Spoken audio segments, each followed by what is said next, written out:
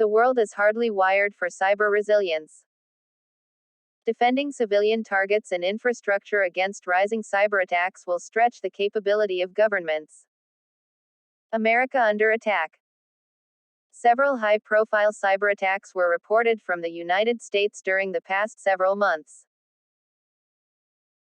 Towards the end of 2020, for instance, a major cyber attack headlined SolarWinds, and believed to have been sponsored from Russia, had rocked the U.S. It involved data breaches across several wings of the U.S. government, including defense, energy and state. Before the U.S. could even recover from this breach, thousands of U.S. organizations were hacked in early 2021 in an unusually aggressive cyber attack by a Chinese group Hafnium, which had exploited serious flaws in Microsoft's software, thus gaining remote control over affected systems. In quick succession, thereafter, the U.S. has witnessed three more major attacks: an audacious ransomware attack by Russia, East Europe-based cybercriminals, styled DarkSide, on Colonial Pipeline, which is the main supplier of oil to the U.S. East Coast, compelling the company to temporarily shut down operations. The siege was lifted after Colonial Pipeline paid out several $1 million as ransom to unlock its computers and release its files. There are reports of the ransom being received in bitcoins, which was later seized by the U.S. government. Another Russia-backed group, Nobelium, next launched a phishing attack on 3,000 email accounts, targeting USAID and several other organizations. Early this month, JBS SA, the U.S. subsidiary of a Brazilian meat processing company, was the target of a ransomware attack. The company also paid a ransom in millions. Now, civilian targets.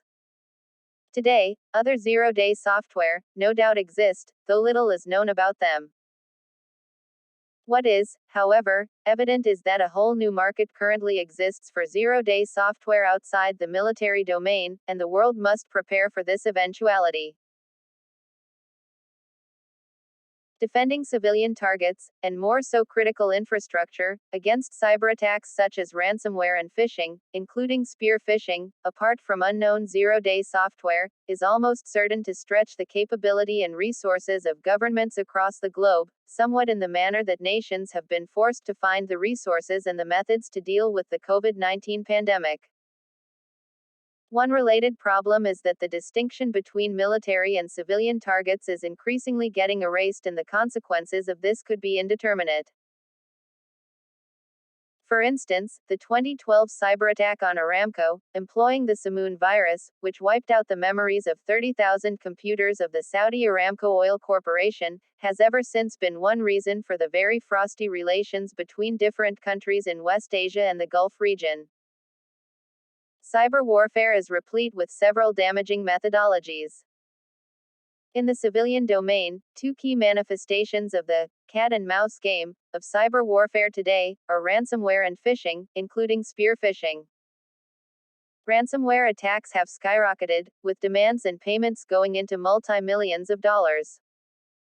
India figures prominently in this list, being one of the most affected. Also, experts believe that of late, the recovery cost from the impact of a ransomware attack, in India, for example, has tripled, and mid-sized companies, in particular, today face a catastrophic situation, if attacked, and may even have to cease operations. Thus, the need to be aware of the nature of the cyber threat to their businesses and take adequate precautionary measures has become extremely vital. Banking and financial services were most prone to ransomware attacks till date, but oil, electricity grids, and lately, healthcare, have begun to figure prominently. Zeroing in on healthcare. It would be a mistake to believe that we can hope for a respite from cyberattacks such as ransomware and phishing. Cybercriminals are becoming more sophisticated, and are now engaged in stealing sensitive data in targeted computers before launching a ransomware attack. This is resulting in a kind of double jeopardy for the targeted victim.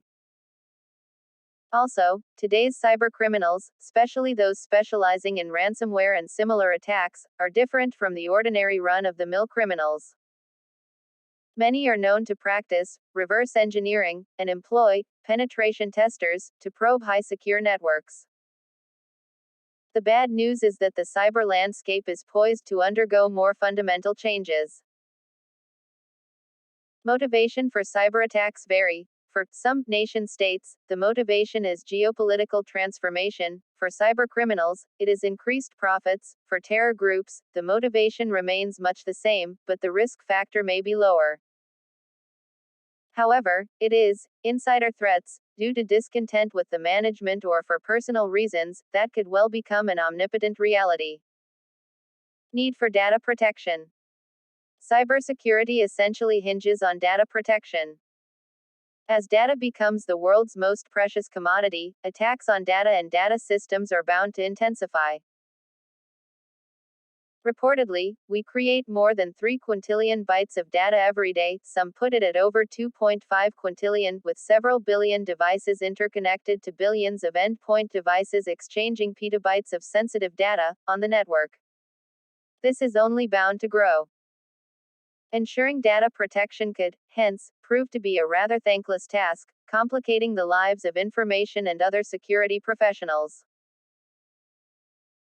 The data life cycle can broadly be classified into data at rest when it is being created and stored, data in motion when it is being transmitted across insecure and uncontrolled networks, and data in use when it is being consumed.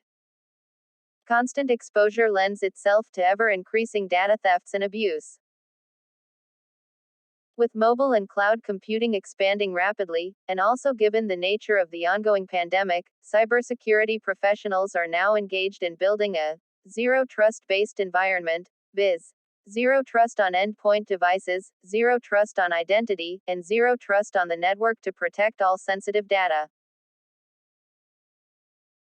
What is of interest is that there do exist quite a few niche companies today, which have developed, or are developing, newer technologies to create a zero trust-based environment employing software-defined solutions for agile perimeter security, secure gateways, cloud access security, privileged access management, threat intelligence platforms, static and dynamic data masking, etc. The moot point is whether not only those in authority but even more